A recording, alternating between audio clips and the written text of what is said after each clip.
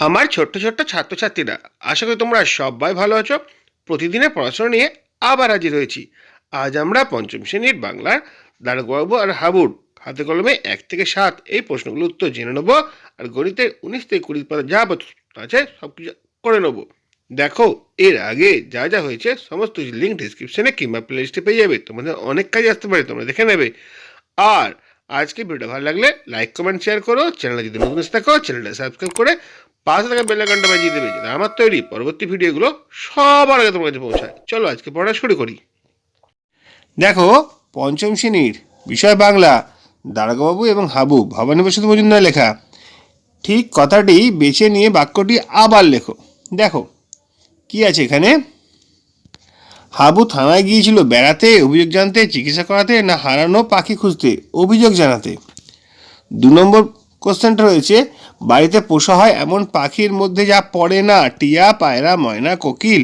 কোকিল কোকিল কিন্তু বাড়িতে পোষা হয় না। তারপরে কোশ্চেন কি আছে দেখো, হাবু ও তার দাদাদের মোট পোষা পশু পাখির সংখ্যা কত? 175, 150, 170, 125। উত্তর হবে 175। তারপরে দেখো, বাম স্তম্ভের সঙ্গে ডান স্তম্ভ মিলিয়ে লেখো। উত্তরটা হচ্ছে নালিশ মানে অভিযোগ, বারণ হচ্ছে নিষেধ, পাগলা হচ্ছে উন্মাদ, সদাই মানে সব সময়, কাবু হচ্ছে কাহিল। শব্দ ঝুড়ি দেখে বিশেষ্য এবং বিশেষণ পদ লিখতে হবে। দেখো, পায়রা, নালিশ, দুঃখ, বড়বাবু থানা, এগুলো হচ্ছে বিশেষ্য পদ। আর কাবু খুব, করুণ, পোষা, 4 জন, এটা হচ্ছে বিশেষণ পদ। তারপরে দেখো, কেঁদে কেঁদে যেমন শব্দ আছে এরকম 2বার ব্যবহার করে 5টি শব্দ লিখতে বলেছে। কী হবে? হেসে হেসে, নেচে নেচে, গেয়ে গেয়ে, দিকে দিকে, চেয়েছে। তারপরে ক্রিয়াপদের তলায় দাগ দিতে বলেছে, যেগুলো কাজ করে বোঝায় তার তলায় দাগ দেওয়া। যেমন দেখো, বললে হাবু কেঁদে, তাহলে বললেটা হচ্ছে ক্রিয়াপদ। 7টা বেড়াল পোষেন ছোট বড়, তাহলে পোষেনটা হচ্ছে ক্রিয়াপদ। বললে করুণ সুরে, ওই একই রকমভাবে বললেটা হচ্ছে ক্রিয়াপদ। যাবেই যেসব উড়ে, যাবেইটা উড়েটাই দুটো ক্রিয়াপদ। আর ভগবানকেই ডাকি, ডাকিটা হচ্ছে ক্রিয়াপদ। তারপরে বাক্য রচনা করেছে, তোমরা বাক্য রচনা করে নিজে নিজে করবে। এখানে কিছু হিন্টস দেওয়া আছে, নালিশ, ভগবান, বারণ, করুণ, ভোর। ঠিক আছে। তারপরে ঘটনাক্রমগুলো পরপর পরপর সাজিয়ে করতে বলা আছে। দেখো প্রথমে কোনটা হবে? প্রথমে হবে হাবু থানার বড়বাবুর কাছে কান্নাকাটি করে নালিশ জানালো, এটা প্রথমে হবে। 2 নম্বর হবে হাবুর 4 ভাই একটা ঘরে থাকে। তারপরটা হবে বড়দা 7টা বেড়াল, মেজদা 8টা কুকুর, শেষদা 10টা ছাগল, আর হাবু নিজে 150 পায়রা পোষে। তারপর হবে জীবজন্তুর গন্ধে হাবুর প্রাণ যায় যায়।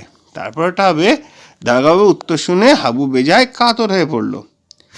19 পরে দেখতে হবে, একটা আয়তাকার কাগজকে ভাঁজ করে সমান কয়েকটি ভাগে ভাগ করে রং দিই। দেখো, এইরকম একটা সাদা একটা আয়তাকার কাগজ ছিল, তাকে কয়েকটা ভাগে ভাগ করেছি। কটা ভাগে ভাগ করেছি বলতো? 1, 2, 3, 4, 5, 6, 7, 8, 9, 10, 11, 12, 13, 14, 15, 16 প্রত্যেক ভাগে নম্বর লিখেছে। আবার কোনো কোনো ভাগে লাল রং, কোথাও কোথাও সাদা রং মানে ছেড়ে দিয়েছে, রং করেনি, কোথাও সবুজ, কোথাও হলুদ রং করেছে। এরপরে দেখি, আয়তাকার কাগজটিকে প্রতিটি ভাঁজে সংখ্যা দিলাম, লিখে দিয়েছি অলরেডি। এরপরে কি বলছে দেখো, কেমন কি কোশ্চেন আছে। আমি 1, 2, 15, 16 ঘরে লাল রং দিলাম। দেখি তো, 1, 2, 15, 16, হ্যাঁ এই 4টে ঘরে লাল রং রয়েছে। আর সবুজ রয়েছে 5, 6, 7, 8, 14। দেখো 5, 6, 7, 8, 14, এই 5টা ঘরে সবুজ রং রয়েছে। আর কি বলেছে? 9, 10, 13, এই 3টে ঘরে হলুদ রং দিয়েছে। দেখিনি তো, 9, 10, 13। ঠিক আছে। এরপর আমরা বুঝবো ব্যাপারটা কি হয়েছে। দেখো, আমরা লাল রং দিলাম কত অংশে? দেখো কত ভাগে ভাগ করা হয়েছে, এখানে 16 ভাগে ভাগ করা হয়েছে। তার মধ্যে লাল রং দিয়েছি কটা অংশে? 1, 2, 3, 4, 4টে অংশে লাল রং দিয়েছি। তাহলে এটা হবে 4 × 16।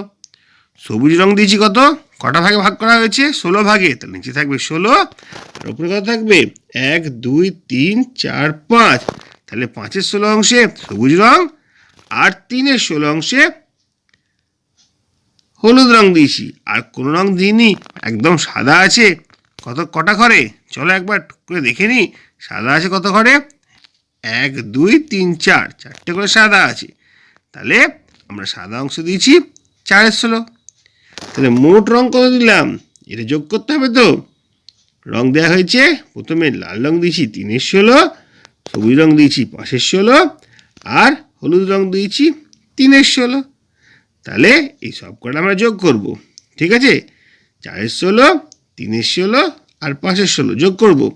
তাহলে দেখো নিচেরগুলো সব সমান আছে, হরগুলো সমান থাকলে একটা হর বসাবো আর ওপরগুলো যোগ করে দেবো। 4 5 আর 3, 4 আর 5 9 আর 3 12, তাহলে 12/16 অংশ। ঠিক আছে, দেখো এটা আমাদের বুঝতে হবে। এরপরে কি বলেছে দেখি, একদম 19 পাতার শেষের দিকে কি আছে এখানে লেখা, চলো দেখে নি।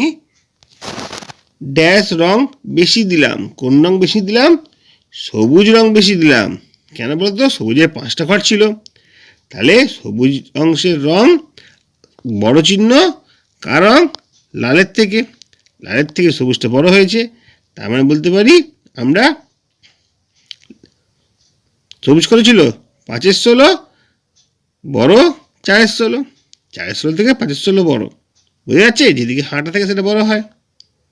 তাহলে বেশি দিয়েছিলাম সবুজ রং, তাহলে সবুজ রঙের থেকে লাল রং বড়, লাল রং মানে হচ্ছে 4/16 আর সবুজ রং মানে হচ্ছে 5/16। তাহলে দুটো ভগ্নাংশের মধ্যে কোনটা বড় কোনটা ছোট আমরা সহজেই বুঝতে পারলাম। এরপরে দেখি কি রয়েছে। গোটা একটা জিনিসকে সমান ভাগে ভাগ করে নিই। একটা জিনিস আছে তাকে সমান ভাগে ভাগ করব। দেখো তো কীরকম ভাবে রয়েছে।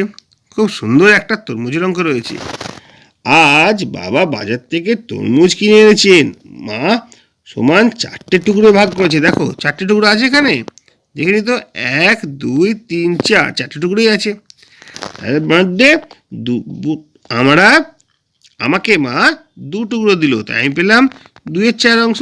4 ভাগে ভাগ করে 2 টুকরো দিয়েছে, তাহলে 2/4 অংশ। বাবাকে 1 টুকরো দিলেন, তাহলে বাবা পেল 1/4 অংশ। আমি বাবার থেকে কত অংশ বেশি পেলাম? 2/4 বিয়োগ 1/4। দেখো হরগুলো সমান আছে, লবগুলো বিয়োগ হয়ে যাবে। 2 থেকে 1 বিয়োগ করলে 1 হয়, তাহলে 1/4 অংশ বেশি পেলাম। বাকি টুকরো মা নিলেন, তাহলে মা নিলেন কত অংশ? দেখো মোট 4 টুকরো হয়েছিল, 2 টুকরো আমি নিয়ে নিয়েছি, 1 টুকরো বাবাকে দিয়েছি, তাহলে 1 টুকরো পড়ে থাকবে। তাহলে মা নিলেন 1 অংশ, 1/4 অংশ। ঠিক আছে, আচ্ছা মায়ের থেকে আমি কত অংশ বেশি পেয়েছি সেটা একটু হিসাব করে দেখব। দেখো মা নিয়েছেন 1/4 অংশ, মায়ের থেকে আমি বেশি পেয়েছি 2/4 বিয়োগ 1/4। আমি পেয়েছিলাম 2/4, মা পেয়েছে 1/4। এক্ষেত্রে দেখো নিচেগুলো সমান আছে, ওপরগুলো বিয়োগ হয়ে যাবে। বুঝে গেছে? তাহলে 2 থেকে 1/4 অংশ। এবার বলো আমার তরমুজের অংশ মায়ের থেকে বেশি, তাহলে কি হচ্ছে? 2/4 অংশ বিয়োগ বড় চিহ্ন 1/4 অংশ। 1/4টা ছোট, 2/4টা বড়। তাহলে আমরা কি দেখতে পেলাম? যেখানে ভগ্নাংশের হরগুলো সমান থাকে, যে লবটা বড় হয় সেই লব তার ভগ্নাংশটি বড় হয়। এবার আমরা প্রয়োজন মতো বড় চিহ্ন বা ছোট চিহ্ন বসিয়ে দেখব, লেস দেন বা গ্রেটার দেন বসিয়ে দেখব। তাহলে আমরা বুঝতে পারবো কীভাবে অঙ্কগুলো হচ্ছে।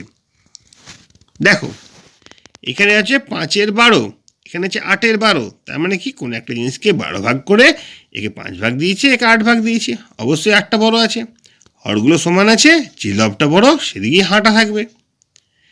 পরটা দেখো 7/15 আর 4/15। কি করেছে বলো তো? কোনো একটা জিনিসকে 15 ভাগে ভাগ করেছে, একজনকে 7 ভাগ দিয়েছে, একজনকে 4 ভাগ দিয়েছে। কোনটা বড় বলো তো? যাকে 7 ভাগ দিয়েছে তাকেই বড়। তাহলে 7/15টা বড়, 4/15টা ছোট। হাঁটা এদিকে থাকবে, যেদিকে বড় হয় সেদিকে হাঁটা থাকে। বোঝা যাচ্ছে ব্যাপারটা? হরগুলো সমান আছে, যার লবটা বড় সেই ভগ্নাংশটাই বড়। এক্ষেত্রে দেখো হরগুলো সমান আছে, কোন লবটা বড়? এই লবটা বলো 5 বড় না 1 বড়? 5 বড়, তাহলে হাঁটা এদিকে থাকবে। ঠিক আছে, এখানে দেখো হরগুলো সমান আছে, লবগুলো আলাদা আছে, কোন লবটা বড়? এই লবটা বড়, তাহলে 11 20 বড় হবে, 9 20 ছোট হবে, এদিকে হাঁটা থাকবে। তারপর দেখো কি বলেছে, ও হাঁটা দিয়ে দিয়েছে, বড় চিহ্নটা দিয়ে দিয়েছি, এখানে একটা কিছু বসাতে হবে। দেখো হরগুলো সমান আছে, তো লবগুলো এটা 8টা বড় হবে। 8টার থেকে ছোট যে কোনো সংখ্যা 5 বসাতে পারি, 4 বসাতে পারি, 7 বসাতে পারি, 2, 1, 6, মানে 8টার থেকে ছোট যে কোনো একটা সংখ্যা এখানে বসাতে হবে। বুঝে যাচ্ছে? যদি বলছি 6, 6-এর 13 বড় না 8-এর 13 বড়? অবশ্যই 8-এর 13 বড় হচ্ছে। 13 ভাগ করে 8 ভাগ নিচ্ছে, আর 13 ভাগ করে 6 ভাগ নিচ্ছে। ঠিক আছে? তাহলে এটা বড় হবে। বোঝা যাচ্ছে? ওই একই রকমভাবে এখানে 20, 53 আর কত 53, হরগুলো সমান আছে। তাহলে কোনটা বড় হবে? 20টা ছোট হবে। 20 বড় যে কোনো সংখ্যা 21, 22, 30 যত খুশি দেওয়া যেতে পারে। ঠিক আছে? তাহলে ধরো আমি দিলাম 21-এর 53। 21টা বড়, 20টা ছোট, হারটা 21-এর দিকে রয়েছে। তারপরটা দেখো ওই একই রকম কি আছে, 33, এটাও 33, নিচেরগুলো সমান আছে, আর ওপরগুলো 5টা বড় হবে। 5-এর থেকে ছোট সংখ্যা 4, 3, 2, 1 যা হোক কিছু বসাতে হবে। ঠিক আছে? একবার বুঝে নিই, কোনো একটা জিনিসকে 33 ভাগ করে 5 ভাগ নিয়েছে, তার থেকে ছোট কত হবে? 4 ভাগ হতে পারে, 3 ভাগ হতে পারে, 2 ভাগ হতে পারে। সেরকমভাবে আমাদের বসাবো। আবার দেখো এখানে কোনটা লেস দেন কোনটা গ্রেটার দেন বসাতে বলেছি। 9-এর 11 বড় না 2-এর 11 বড়?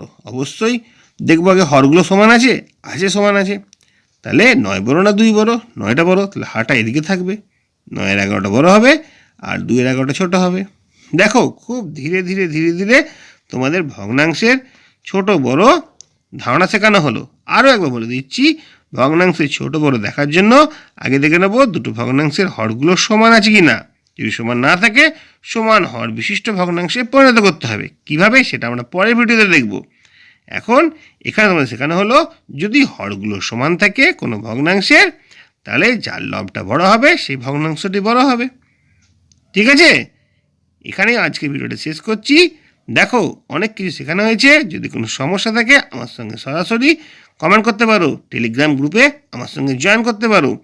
আর আজকে ভিডিওটা যদি ভালো লাগে, যদি কোনো কাজের মনে হয়, তাহলে অবশ্যই তোমরা লাইক, কমেন্ট, শেয়ার করবে। আর তোমরা চ্যানেলে যদি নতুন এসে থাকো, চ্যানেলটা সাবস্ক্রাইব করে পাশে থাকা বেল আইকনটা বাজিয়ে দেবে, যাতে আমার তৈরি পরবর্তী ভিডিওগুলো সবার আগে তোমার কাছে পৌঁছায়। তোমরা প্রত্যেকে ভালো থাকবে।